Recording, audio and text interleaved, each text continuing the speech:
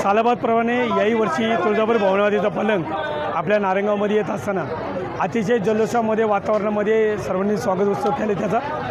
मागील वर्षी आपण संकल्प केला होता, मागच्या वर्षी आपण 4444 किलोचा महाप्रसाद बनवला होता। त्यावेळेला थोडा प्रसाद आपला शॉर्ट पडला, भाविकांची गर्दी पाहता त्यावेळेला सर्व समाजाबंधूंनी ठरवलं आपण यावेळी प्रसाद वाढायला पाहिजे आणि त्यावेळी आम्ही संकल्प केला 5555 किलोचा महाप्रसाद यावर्षी बनवायचा आणि त्या पद्धतीने आजचा महाप्रसाद हा 5555 किलोचा झालेला आहे। यासाठी आपल्याला जो बरडा लागतो, जो गुळ लागतो, जो तूप लागते किंवा जे तेल लागते हे आपल्याला सर्व भाविक भक्तांच्या माध्यमातून या ठिकाणी समाज बांधवांनी याच्यामध्ये खूप मोठं सहकार्य केले। त्यांनीसुद्धा या ठिकाणी सगळ्यांनी त्या महाप्रसादामध्ये सहभागी झालेले आहे। भाविकांना काय आव्हान करा? भाविकांना तुळजापूर भवानी मातेचा पलंग हा नारायणगावमध्ये येतोय। खरं तर ज्यावेळी आपण देवाला भेटायला जायला पाहिजे, पण देवच आपल्या भेटासाठी येत आहे आणि म्हणून सर्व भाविकांनी अतिशय शांततेने संयमाने दर्शन घ्यावं, भगवंताला प्रार्थना करावी का आमचे जे शेतकरी वर्ग आहे किंवा आमचा जो गोरगरीब वर्ग आहे त्यांच्या सर्व आनंदाच्या आयुष्यामध्ये आनंद येईल अशा प्रकारच्या शुभकामना त्यांना मिळो अशा प्रकारच्या भाविकांना। आज जवळजवळ 25 वर्ष या नारायणगावमध्ये पलंग येतोय। अतिशय उत्साहाच्या वातावरणामध्ये नारायणगावकर या पलंगाचं स्वागत करतात।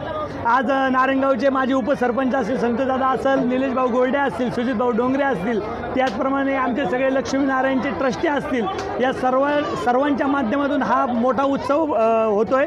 मी सांगायला आनंद वाटतो की जवळजवळ 10,000 लोकांचं प्रसादाचं नियोजन आम्ही यावर्षी केलेलं आहे। इथून पुढच्याही काळात असंच जल्लोषात आम्ही पलंगाचं स्वागत करू। आज या ठिकाणी आलेला तुळजापूर देवीचा पलंग खरं तर ही शतकानुशतके आलेली परंपरा आहे आणि नारायणगाव या ठिकाणी मला वाटतं त्याला वर्ष मोजायला काही हे नाही, अगदी 12व्या शतकापासून ही परंपरा या ठिकाणी चालू आहे आणि निरंतर चालू आहे। पलंगोत्सव समिती असेल, तिळवंतेली समाज असेल किंवा तिळवंतेली समाज, श्रीमंत लक्ष्मीनारायण देवस्थान ट्रस्ट या सगळ्याचं नियोजन या ठिकाणी करत असतं आणि अतिशय उत्तम रीतीने प्रसादाचं वाटप अगदी यावर्षी 10,000 लोकांच्या प्रसादाचं व्यवस्थित वाटप या ठिकाणी केलं जाणार आहे आणि सगळी दर्शनाची व्यवस्था अगदी उत्तम पद्धतीने या ठिकाणी केलेली आहे। आणि या पलंगोत्सवाचं वैशिष्ट्य म्हणजे हा पलंग देवीच्या मंदिरात जातो आणि देवी या पलंगावर निद्रिस्त होते। हा मान आपल्या नारायणगावला आहे आणि याचा खरंच नारायणगावकरांना अभिमान आहे। या ठिकाणाहून आता आळे या ठिकाणी जाणार, आळे या ठिकाणावरून नगरकडे प्रस्थान होणार आणि नगरवरून तो तुळजापूरला जाणार। अशा प्रकारे याचा प्रस्थान या पुढचा असणार आहे आणि प्रत्येक ठिकाणी मुक्कामी इथे याच पद्धतीने दर्शनाची आणि प्रसादाची व्यवस्था केली।